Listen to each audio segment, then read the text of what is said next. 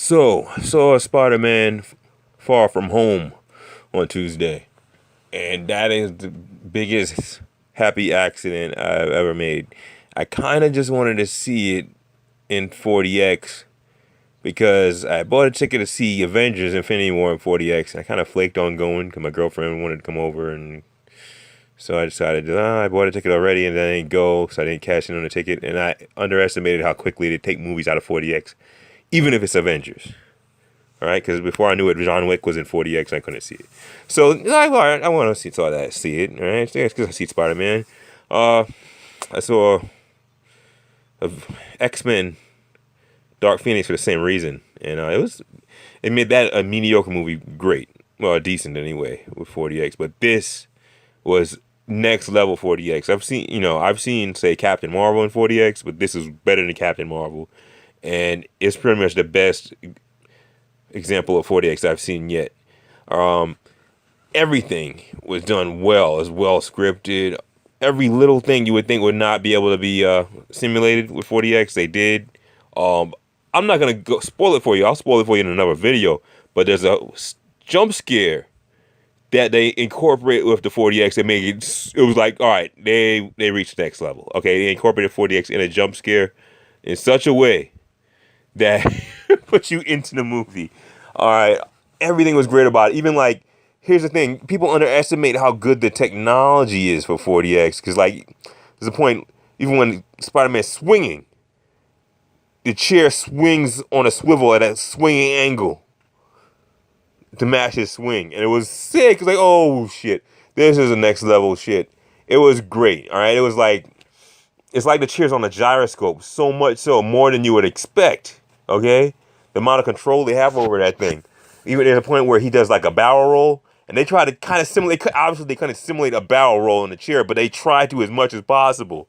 At much of an angle as possible to make you like feel a sensation of Spider-Man doing a barrel roll. It was great. The movie was good. It was more like Spider-Man. This is like more like an actual, honest, good Spider-Man movie, more so than Homecoming. Homecoming was very good, but it was kind of more of a comedy, and it's kind of the Spider-Man parts themselves were like he's like a baby Iron Man because everything was about the suit, and the suit had all these gadgets, and they focused too much on that more so than him just being Spider-Man. This is way, way better. It's way more like Spider-Man doing his own thing. His powers, he focuses more on his powers more so than the suit. The suit played a minor role in the whole thing. Even at one point, he wanted to leave the suit behind, which was good. The nanomachines, it was in the first part, but he left the nanomachine suit altogether at home. Everything was good about it. I mean, I was not really that much of a fan of the younger version of Spider-Man in this one, or his crew, but you get kind of more accustomed to it. I guess I get more accustomed to it and kind of accept the Ned Spider-Man buddy movie dynamic and the Zendaya part. I mean, it didn't seem forced, the whole whatever relationship part of him and Zendaya. Zendaya is playing MJ. She's not necessarily called Mary Jane or whatever. I mean, you think of her as Mary Jane at this point, and I think I warmed up to Zendaya after seeing The Greatest Showman on HBO. She played a good part in that movie, and I don't know, I kind of warmed up to her. So yeah, it was a better, with all points considered, it was a better Spider-Man movie than the last one, the original one, Homecoming. Okay, everything was good about it. The 40X was great. The special effects were great. The action was good. It wasn't so formulaic. You never knew what to really expect. There's a plot twist in the end I won't really tell you. But you can tell already with Mysterio involved in the movie. You can tell what the plot twist is going to be when they show Mysterio being the hero. You can tell what the plot twist is. But it was very good. Whoa.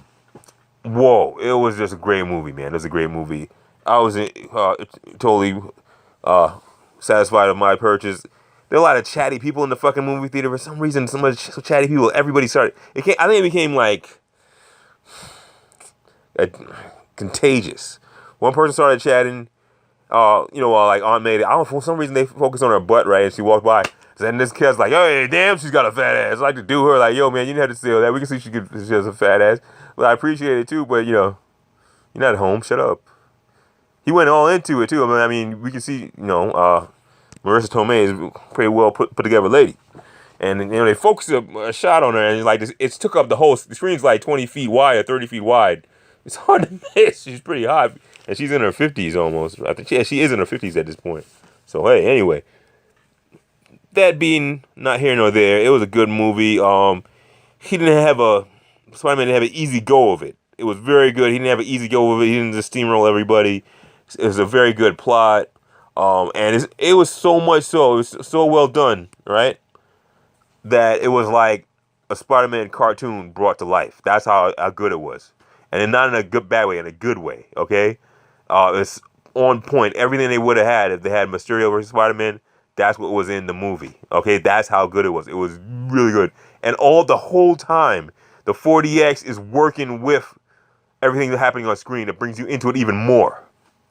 I mean, it was like a master class in doing 4DX. I've seen stuff that was pretty like mundane, and would think you get the point where you start to get all jaded already, right, with the whole situation, and think you know what to expect. They're gonna, when there's punching, there's gonna be some wind shooting by your face, and when somebody gets hit, it's a little piston's gonna hit you in the back. There's a little pistons built in the chair, and they kind of pump you in the back when something bad happens or whatever, when somebody gets knocked around or hit. So you think, once you see one movie in it and it's kind of formulaic, you think they're all going to be like that, but this is not like that. This movie, as much as people work on the 3D of a movie, they curated and focused, finely tuned the 4DX integration into this movie. It was not tacked on. It was like the movie was made with that in mind. That's how good it was. If you ever seen the Revenge of the Fallen? The first 3D one, not the first 3D Transformers movie. It wasn't. I don't think Revenge of the Fallen was the first 3D. I think the first 3D one was the one when Carly was in it. Okay, whatever the hell was it? The Dark Side of the Moon.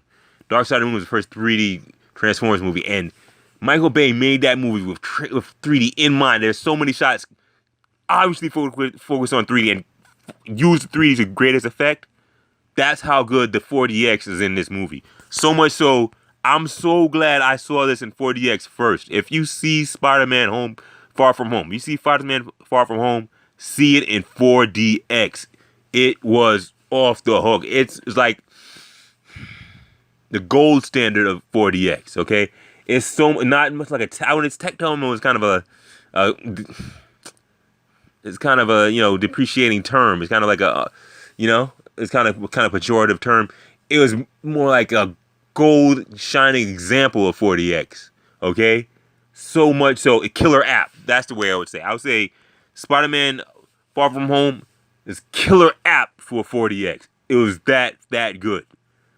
It was great. It was a great movie. Anyway, the movie was great. On top of that, it's not like they just put 4DX on a mediocre movie. It was a pretty good movie. It's a very good movie, and this made it great. Okay, so much so, like, I wouldn't want to see that movie any other way. If I took my girl to see it, I'll definitely take her to see the 4DX version.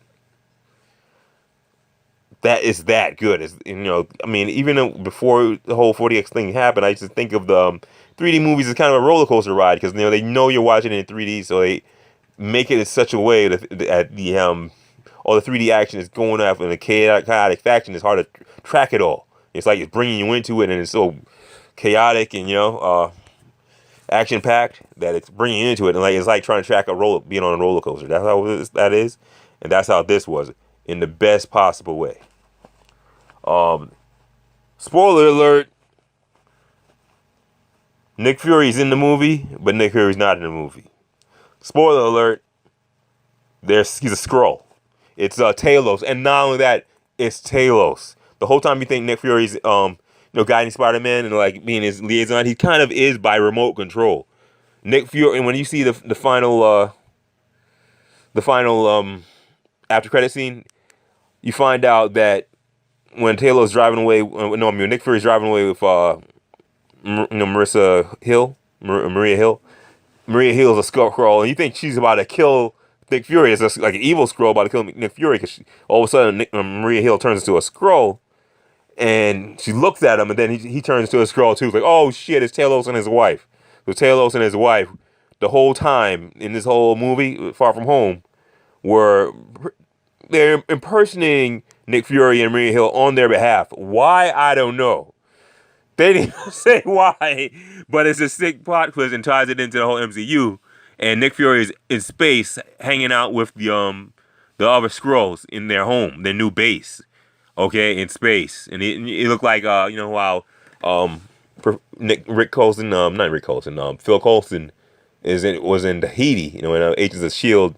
That's what it looks like. You see Nick Fury. He's like, it looks like he's on a beach and he's looking at his beach sunset, but then you find out it's a screen, it's a computer screen, and it goes away, and he's actually in space, and he's hanging out on Talos' space base, basically, with all the other Skrulls.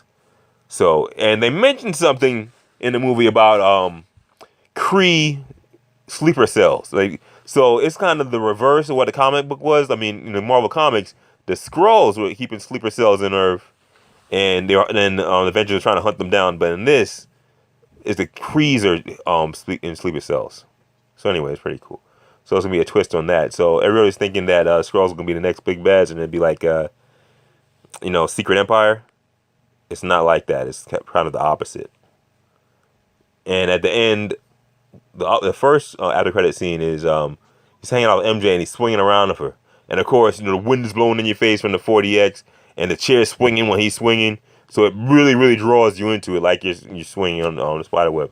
And then you find out a cool twist is they had J.K. Simmons. J.K. Simmons, the same guy who played J. Jonah Jameson in the original Spider-Man movies. He's James Jonah Jameson here, but he's in the dailybugle.net. He's like a blog, and he's like a Rush Limbaugh type person. And he's saying Spider-Man's a menace, yada, yada, yada. And somehow Jake Gyllenhaal's Mysterio set up Spider-Man. And it's his people. Obviously, it's his people. They doctored all the footage and made it look like Spider-Man was behind Mysterio's whole hoax and everything. And he killed Mysterio's in cold blood. They made it seem that way by doctoring the footage. And J. Jonah Jameson has the footage and is showing you on his blog website. And next thing you know, Jake Gyllenhaal tells who Spider-Man is, because idiot Nick Fury trusts everybody and trusted Mysterio with Spider-Man's identity. And all of his other little workers, his semi-shield workers, all of them get to see Spider-Man with his eyes mask on. So they find out who he is. And because he puts him on blast, so Spider-Man is Peter Parker.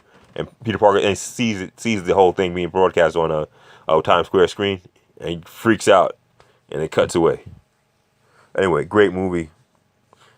I definitely recommend seeing it. It's a great summer movie, and also I definitely recommend seeing it in 40X.